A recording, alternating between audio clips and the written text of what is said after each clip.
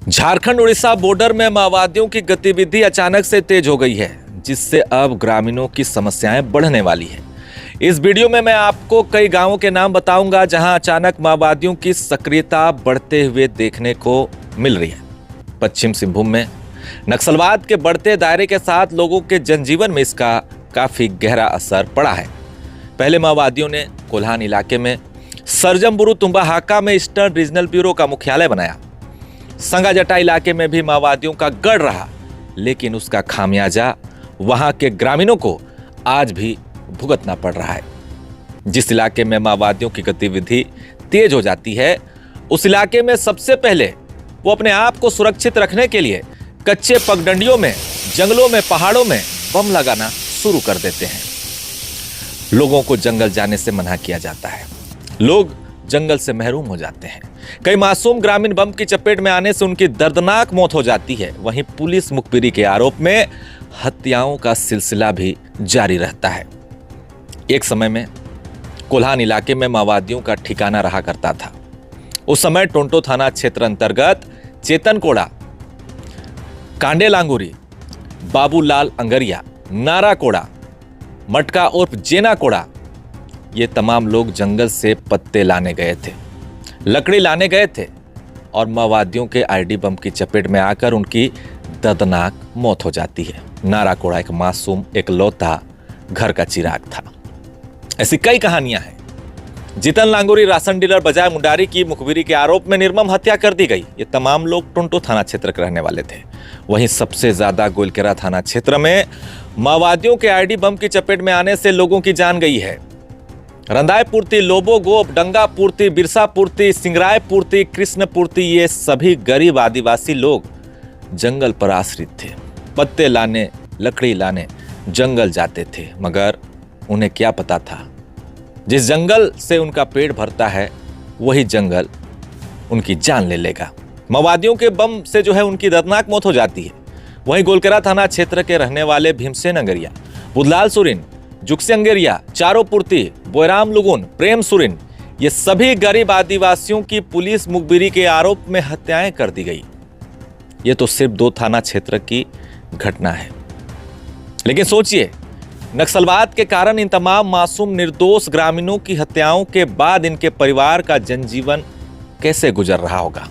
किसी ने बेटा खोया, किसी ने अपना पति खोया, किसी ने अपने घर की बेटी खोई, कितनी महिलाएं विधवा हो गई, कितने परिवार उजड़ गए। क्या इसकी कभी भरपाई हो सकती है क्या? आखिर उन निर्दोष लोगों का कसूर क्या था? क्या वो गरीब थे इसलिए मारे गए? क्या वो जंगल पर आश्रित थे, वही उनका कसूर था? कई सवाल हैं जिस पर लोगों को सोचना चाहिए, क्योंकि कुछ लोग कहते हैं कि नक्सलवाद से क्रांति आएगा। अब मैं आपको माओवादियों के नए ठिकाने को मैप के माध्यम से दिखा रहा हूं, उन तमाम गांव को जहां माओवादियों की गतिविधि जो है अचानक से तेज हो गई है।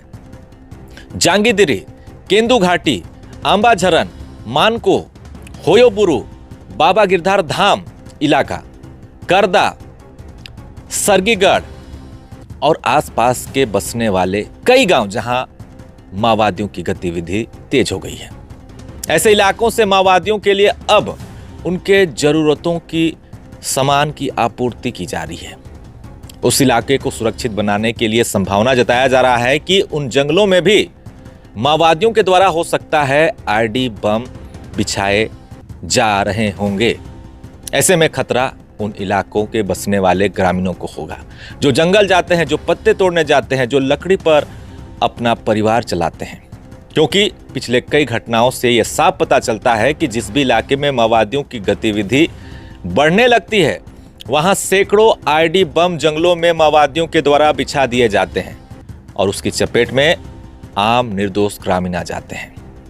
माओवादियों के लिए बलिबा, तिरिलपोसी, बिटकिल, सोय, दीघा, थलकोबाद, आसपास के कई इलाके एक समय में सुरक्षित रहा करते थे, मगर लगातार सुरक्षा बलों के एफओबी कैंप बनने से माओवादी अब उड़ीसा बॉर्डर की तरफ आ गए हैं, क्योंकि सारंडा से उनके सामानों की आपूर्ति अब आसान नहीं है। जगह जगह कैंप लग चुके हैं। ऐसे में नए इलाके में नक्सली अपनी पकड़ बनाने की कोशिश कर रहे हैं। नए युवक युवतियों को संगठन में शामिल करने की कोशिश कर रहे हैं। कुछ दिन पहले संभावना यह भी जताया जा रहा था कि कुछ माओवादी हो सकता है ओडिशा में सरेंडर करेंगे, लेकिन हो सकता है अपने आप को सुरक्षित रखते हुए सामानों की आसानी से पूर्ति के लिए अब ओडिशा से सटे इलाकों में अपना नया ठिकाना वो बना लिए होंगे। आपको बता दें, सारंडा में कुल 70 से 80 के आसपास नक्सलियों की संख्या होगी और वो अलग अलग टीम बनाकर नए इलाके की खोज में लगे हैं जहां उनके लिए आसानी से राशन की व्यवस्था हो सके। और जैसे कि मैंने पिछले वीडियो में भी बताया है कि नक्सलवाद की जंग में सबसे ज्यादा जाने मासूम निर्दोष लोगों की गई है। ऐसे में नए इलाके में माओवादियों की सक्रियता से लोगों में जो है डर का माहौल है, वहीं खतरा भी अब बढ़ चुका है। ऐसे में अब देखना होगा कि सारंडा में बसने वाले ग्रामीणों का क्या होगा और जंगल में छुपे माओवादियों का क्या होगा, क्योंकि लगातार ऑपरेशन जारी है। माओवादी अपने आप को सुरक्षित करने की कोशिश लगातार वो भी जारी रख रहे हैं। ऐसे में मुठभेड़ की संभावना बढ़ जाती है और लोगों में डर का माहौल भी लगातार जारी है।